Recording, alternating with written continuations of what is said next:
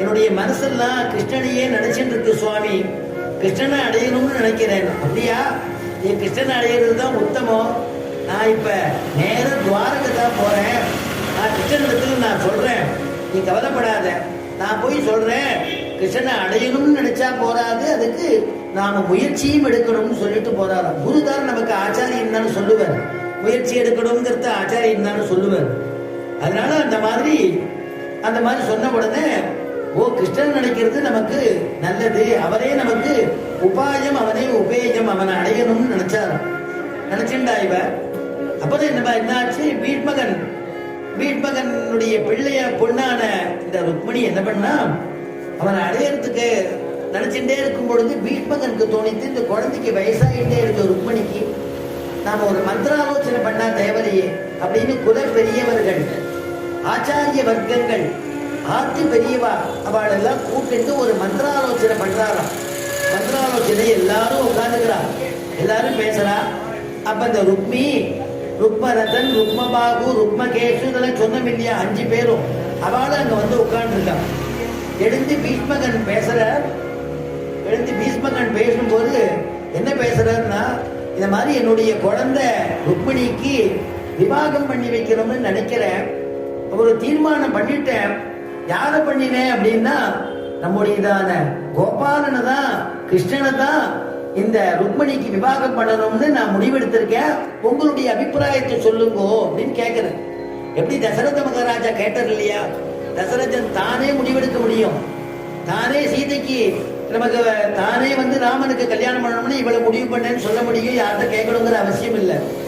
தசரதனும் மந்திர ஆலோசனை பண்றான், நாட்டு மக்களிடத்துல எல்லாம் கேட்கிறான். எதுக்கு? கல்யாணத்துக்கு மட்டும் இல்ல, முடிசூட்டி வைக்கிறதுக்கே கேட்கிறான்.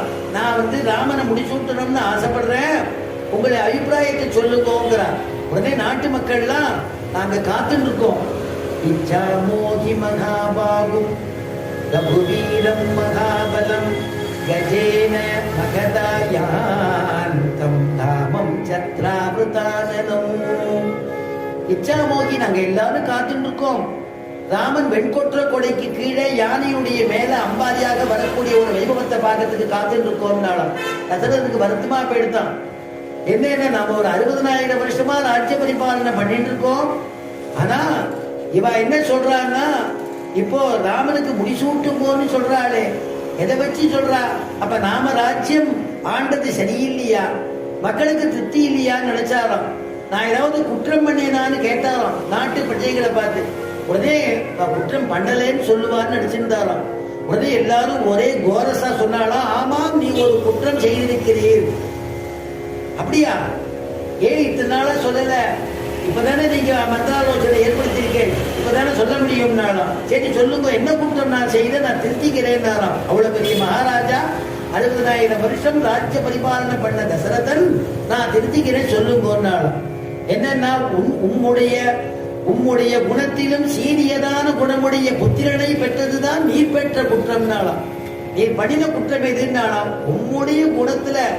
ஏன்னா விதுகு சதகுணம் புத்திராகான்னு வாக்கியம். அப்பா நல்லவனா இருந்தா, அப்பா தான தர்மங்கள் பண்ணி கொண்டிருந்தா பிள்ளையும் அதே மாதிரி இருப்பாளாம். அப்பாவுக்கு சதகுணம் உள்ள பிள்ளையா இருக்கே அப்படின்னு ஆச்சரியப்படுவாளா எல்லாரும், அந்த பரம்பரைக்கே நல்ல பிள்ளை பிறந்திருக்கேன்னு. ஆனா இங்க என்னன்னா, தசரதனை விட தசரதன் 100 மடங்குன்னா 1000 மடங்கு உள்ள குழந்தை பிறந்திருக்கு.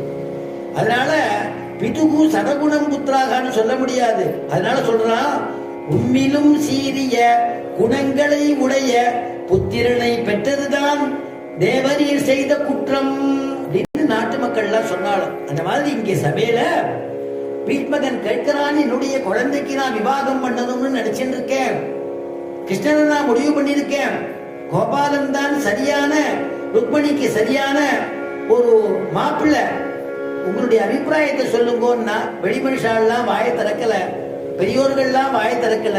யார் வாயை திறந்தான்னா, ருக்மின்னு மூத்தவன், ருக்மி அக்ரஜா சொன்ன இல்லையா, அவன் எழுந்துட்டான். யாரை கேட்டு முடிவு பண்ணீர்? அந்த கிருஷ்ணன் வேண்டாம், தமகோட்டனுடைய பிள்ளை சிசுபாலன் என்னுடைய சிநேகிதன், அவன் தான் ருக்மிணியை கல்யாணம் பண்ணிக்கணும், அவனுக்குத்தான் தீர்மானம் நான் பண்ணியிருக்கேன். சபையில் அப்படி சொல்லலாமா? தோளுக்கு மிஞ்சினா தோழன்னு